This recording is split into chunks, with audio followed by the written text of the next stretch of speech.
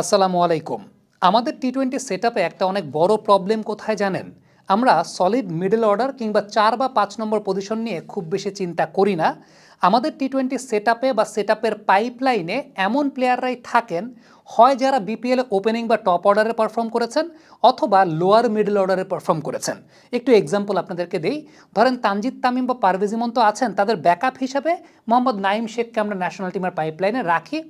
আবার আমরা মেহেদী হাসান মিরাজকেও রাখি, কিন্তু তাকে ব্যাটিং করায় ৪-৫-এ, যে মেহেদী হাসান মিরাজ আসলে মূলত বিপিএলে সফল হয়েছেন ওপেনিংয়ে ব্যাটিং করে। আমাদের ন্যাশনাল টিমে জাকের আলী অনিক আছেন, শামীম হোসেন পাটোয়ারি আছেন, যারা মূলত বিপিএলে প্রমিনেন্ট হয়েছেন লোয়ার মিডল অর্ডারে ব্যাটিং করে বা লোয়ার অর্ডারে ব্যাটিং করে, কিন্তু তাদেরকে আলটিমেটলি আমরা এখন সলিড মিডল অর্ডারের রোলে ব্যাটিং করাচ্ছি। ইভেন তাদের পাইপলাইনেও যদি আমরা চিন্তা করি, নুরুল হাসান সোহান বা মাহিদুল অঙ্কনের কথা বলা হচ্ছে যে ১৭০ স্ট্রাইক রেটে ব্যাটিং করেছেন। মাহিদুল অঙ্কনও কিন্তু বিপিএলে সফল হয়েছেন আসলে লোয়ার অর্ডার ব্যাটসম্যান হিসেবে ব্যাটিং করে, নট সলিড মিডল অর্ডার বা ৪-৫-এ ব্যাটিং করে কিন্তু সফল হন নাই।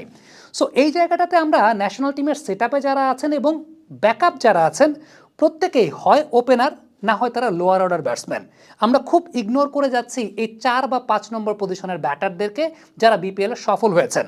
মূলত এই পজিশনটায় বিপিএলে আমরা যেটা দেখি যে বিদেশি প্লেয়াররাই বেশিরভাগ ক্ষেত্রে সফল হন। 80% ক্ষেত্রে বা 90% ক্ষেত্রে বিদেশি প্লেয়াররাই সফল হন। এখন ওই বিদেশি প্লেয়ারদেরকে তো আমরা আসলে বাংলাদেশের জার্সি গায়ে খেলাতে পারবো না। সো এই জায়গাটাতে আমাদের দেশি যে সমস্ত ব্যাটসম্যানরা সফল হয়েছেন তাদেরকে কিন্তু পুরোপুরি আমরা ইগনোর করে যাই। আমি যদি একটু আপনাদেরকে দেখাই যে গত বিপিএল এবং এই বছরটাতে টি-20 ক্রিকেটে ৩, ৪, ৫ নম্বর পজিশনে সত্যিকারের অর্থে মানে এই তিনটা পজিশনে প্যারালালি ব্যাটিং করছেন এরকম ব্যাটারদের মধ্যে আসলে সফল ব্যাটসম্যান আছেন ৩ জন। একজন হচ্ছেন সাব্বির রহমান রুম্মান, খুব সারপ্রাইজিং একটা নাম। আমি জানি অনেকের কাছে খুব সারপ্রাইজিং লাগবে, কারণ এখন খুব সম্ভবত সোশ্যাল মিডিয়াতে তাকে ন্যাশনাল টিমে নেওয়ার ব্যাপারে একটা অনেক কথাবার্তা হচ্ছে, অনেকে আবেগের বশে কথা বলছেন, কিন্তু সেই আবেগের বেশ কিছু যুক্তিগত উপস্থাপনও কিন্তু আসলে করা যায়, যেটা আমরা পুরোপুরি ইগনোর করে যাচ্ছি। সাব্বির, সাইফ হাসান এবং সে সঙ্গে ইয়াসির আলী রাব্বি। আমার প্রসঙ্গের জায়গাটা হচ্ছে, আমি স্ট্যাটিস্টিক্যালি বিষয়টা আপনাদেরকে দেখাচ্ছি, আমার প্রসঙ্গের জায়গাটা হচ্ছে আমি ডিরেক্ট ন্যাশনাল টিমের কথা বলছি না। আমি বলছি যে পার্টিকুলার পজিশন ওয়াইজ গত বিপিএলের পর থেকে এই ৩ জন প্লেয়ারকে কি আমরা টি-20 সেটআপে রাখতে পারতাম কিনা। হ্যাঁ, একটা সংকটের জায়গা আছে যে আমাদের এ টিম বা এমার্জিং টিমের যে ফিউচার ট্যুর প্ল্যান বা এফটিপি, সেই জায়গাটাতে আমরা রিসেন্ট পাস্টে দেখলাম টি-20-র কোনো জায়গা ছিল না, হয় ওয়ানডে ছিল, না হয় ৪ দিনের ম্যাচ ছিল। কিন্তু সামনে একটা টপ এন্ড টি-20 টুর্নামেন্ট আছে যেখানে এ টিম টি-20 ক্রিকেটে খেলতে যাচ্ছে, সেই জায়গাটা আলাদা করে আমরা ৪-৫ নম্বর পজিশনকে আসলে কতটুকু গুরুত্ব দিচ্ছি সেটা একটা প্রসঙ্গের জায়গা থাকে। আমি ৩ জন প্লেয়ারের কথা বলছি এবং এই ৩ জনের মধ্যে খেয়াল করে দেখবেন সারপ্রাইজিংলি সাব্বির আবার অপেক্ষাকৃত সফল বেশি। খুব সারপ্রাইজিং ইন্টারেস্টিং ব্যাপার। আমি ৩ জনের স্ট্যাটিস্টিক্স একসঙ্গে দেখাই। ৩, ৪, ৫ নম্বর পজিশনে সাব্বির ১৮৯ রান করেছেন ৯ ইনিংসে, সাইফ ১৩ ইনিংসে ৩২৮ রান করেছেন, ইয়াসির রাব্বি ১১ ইনিংসে ২৪৮ রান করেছেন। স্ট্রাইক রেটের জায়গাটা সাব্বিরের ১৬০, সাইফ হাসানের ১২৩.৮ এবং ইয়াসির রাব্বির ১৩৭.৮। সাব্বির ১৮টা ছক্কা মেরেছেন ৯ ম্যাচে, সাইফ হাসান ১৩ ম্যাচে ১৯টা ছক্কা মেরেছেন, ইয়াসির রাব্বি ১১ ম্যাচে ১৬টা ছক্কা মেরেছেন, ইয়াসির রাব্বি আবার ১৮টা চারও মেরেছেন। ডট বল পার্সেন্টেজের জায়গাটায় সাব্বির রহমানের ৩৬.৪% মাত্র ডট বল কনসিড করেছেন, Saif Hasan ৪৫.৫% dot ball concede করেছেন, ইয়াসির রাব্বি ৩৯.৪% ডট বল কনসিড করেছেন।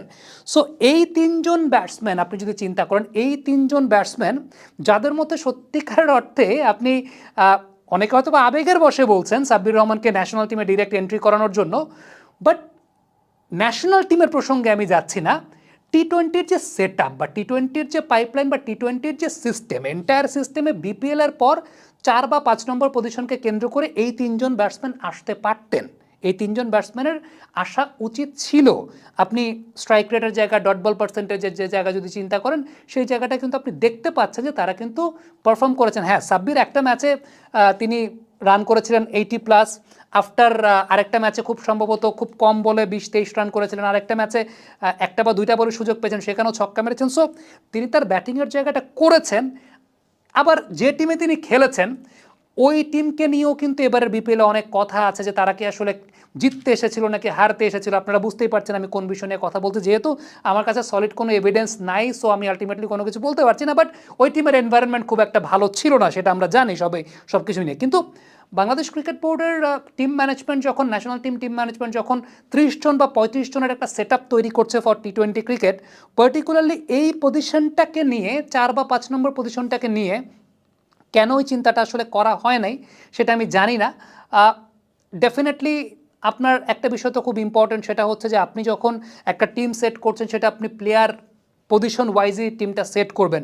এখন ওপেনিংয়ে ভালো করেছেন একটা ব্যাটসম্যান, তার যদি 4 নম্বর পজিশনে ব্যাটিং করার ক্যাপাবিলিটি না থাকে কিন্তু আপনি তাকে দিয়ে আবার ওখানে ট্রাই করাচ্ছেন। জাকের আলী অনেকের কথা যদি বলি, জাকেরকে এবার সিলেট স্ট্রাইকার্সে আমরা দেখতে পেয়েছিলাম একটু ওপরের দিকে ব্যাটিং করানো হয়েছে 4-5-এ, কিন্তু he was not that much successful. গত বছর মানে এই বছরের আগের বছর তিনি লোয়ার অর্ডারে পারফর্ম করেছিলেন, বাট ঠিক আছে, এখন তাকে আসলে ওই সলিড মিডল অর্ডারের রোলটা প্লে করতে হচ্ছে, কারণ এই জায়গাটায় আমরা আর কোনো অপশন চিন্তা করি নাই। এখন খুব সিম্পল একটা ব্যাপার, আপনি যখন এই টিমের মধ্যে আবার অঙ্কনকে ইন করাতে চাইবেন, ডেফিনেটলি 170 স্ট্রাইক রেটে ব্যাটিং করেছেন, সোহানকে ইন করাতে চাইবেন, কিন্তু প্রসঙ্গটা সেই জায়গায় আসে যে মাহিদুল অঙ্কন 170 স্ট্রাইক রেটে ব্যাটিং করেছেন কোন পজিশনে? তিনি যেই পজিশনে করেছেন সেই পজিশনে অলরেডি শামীম পাটোয়ারি ব্যাটিং করছেন, সেই পজিশনটাতে অলরেডি রিশাদ আছেন, রিশাদের বোলিং অপশনটা সেই জায়গাটা আছে, রিশাদ আপনার one of the main bowlers. So team তো আসলে 11 জনের, এবং সেখানে পজিশন ওয়াইজ চিন্তা করার জায়গাটা আসলে খুব ইম্পর্টেন্ট। আমার প্রসঙ্গের জায়গাটা আমি ওই আবেগতাড়িত কথা বলবো না যে এই প্লেয়ারদেরকে কালকে আপনি এশিয়া কাপে নামিয়ে দেন। আমার প্রসঙ্গের জায়গাটা হচ্ছে সেই জায়গাটায় এই প্লেয়ারদেরকে আমরা রেডি রাখতে পারি নাই কেন? মানে আমাদের যখন ভ্যাকুয়াম তৈরি হচ্ছে, বা ধরেন হৃদয় হয়তো বা ওই পজিশনটাতে লিডিং রোলে সেই থাকবে, কারণ এখন খুব বেশি চেঞ্জ করার আসলে সুযোগ নেই। এশিয়া কাপের আগে আপনি ওইরকম চেঞ্জ করতে পারবেন না, কারণ কোন প্লেয়ার কোন শেপে আছেন সেটা আপনি এখন ওইভাবে জানেন না। বাট আমার প্রসঙ্গের জায়গাটা হচ্ছে আমরা এই প্লেয়ারদেরকে রেডি রাখতে পারি নাই কেন? যে আমার যদি কখনো কোনো ব্যাকআপ প্রয়োজন হয় তাহলে ওই পজিশনে এই প্লেয়ারটা রিপ্লেস করবে, এই রিপ্লেসমেন্টের জায়গাটা আমরা কেন করতে পারি নাই? এখন আপনি তো হুট করে কোনো প্লেয়ারকে আপনি নামাই দিতে পারবেন, এটা অবাস্তব একটা কথার জায়গা আছে। কিন্তু সত্যিকার অর্থে এই প্লেয়ারদেরকে তো আমার ওই সিস্টেমের আওতায় রাখাটা উচিত ছিল, যে যাতে আমার যখনই কোনো একটা প্রয়োজন পড়ছে, আমার যখনই কোনো একটা পজিশনে ভ্যাকুয়াম তৈরি হচ্ছে 4 বা 5 বা এই সলিড মিডল অর্ডারে যখন আমার কোনো একটা ভ্যাকুয়াম প্রয়োজন পড়ছে, এই প্লেয়াররা আমার রেডি থাকবে, এই প্লেয়াররা আমার সিস্টেমে থাকবে, যাদেরকে আমি সেই জায়গা থেকে তখন তারা প্রিপেয়ার থাকবে, তৈরি থাকবে, তাদেরকে আমরা সেই জায়গা থেকে তখন ন্যাশনাল টিমে বা তার আশেপাশে প্রমোট করতে পারবো। এবং সেই সাথে আরেকটা বিষয় যে আমাদের টি20 সেট আপটা আসলে এ টিম বা এমার্জিং টিমের ওই এফটিপির জায়গাটাতে খুব বেশি স্থান পায় নাই, সেটাও একটা চিন্তার জায়গা। বাট আমি আপনাদেরকে স্ট্যাটিস্টিক্যাল জায়গা থেকে আসলে আমি লজিক্যাল কথা বলতে পছন্দ করি, আমি লজিক্যাল কথাই বললাম, যে আমি এটা বলবো না যে আপনি কালকে ন্যাশনাল টিমে এই প্লেয়ারদেরকে নামিয়ে দেন, বাট ফ্যাক্টের জায়গাটা হচ্ছে যে এই প্লেয়াররা আমার রেডি থাকা উচিত ছিল। হ্যাঁ, সাইফ হাসানের কথা আমি বলতে পারি যে সাইফ হাসান রংপুর রাইডার্সের হয়ে তিনি ওই পজিশনটাতে গ্লোবালে খেলে এসেছেন, তার ফিল্ডিং বেশ ভালো, তার বোলিং অপশনটাও আছে, তিনি হয়তো বা বাকি দুইজনের চাইতে অপেক্ষাকৃত একটু বেশি রেডি এবং বেশি প্রুভেন, কারণ তিনি ম্যাচের মধ্যে আছেন, টপ সার্কিটের ম্যাচের মধ্যে আছেন। কিন্তু বাকি দুইজনকে টপ সার্কিটের ম্যাচের অপরচুনিটিকে আমরা করে দিতে পেরেছি। আমার প্রসঙ্গের জায়গাটা সেই জায়গাটাতে বাকি দুজনকে আমরা সিস্টেমের ওই টপ সার্কিটে তারা বেটার অপরচুনিটিস পাবেন বা বেটার ওই শেপে থাকবেন, বা টি20-র পাইপলাইনে তারা একটা সিস্টেমের মধ্যে থাকবেন, সেই সিস্টেমে আসলে আমরা কতটুকু রাখতে পেরেছি সেইটা একটা অবশ্যই প্রসঙ্গের জায়গা, প্রশ্নের জায়গা থাকতে পারে। স্ট্যাটিস্টিক্স কথা বলছে, পরিসংখ্যান কথা বলছে, I am pretty much sure যারা সিলেক্টর আছেন তারা পরিসংখ্যানকে বেস করেই এবং তার সাথে ক্যালিবারের মিশ্রণে, পারফরমেন্স এবং ক্যালিবার দুইটার মিশ্রণেই তারা দল গঠন করেন বলে আমার বিশ্বাস।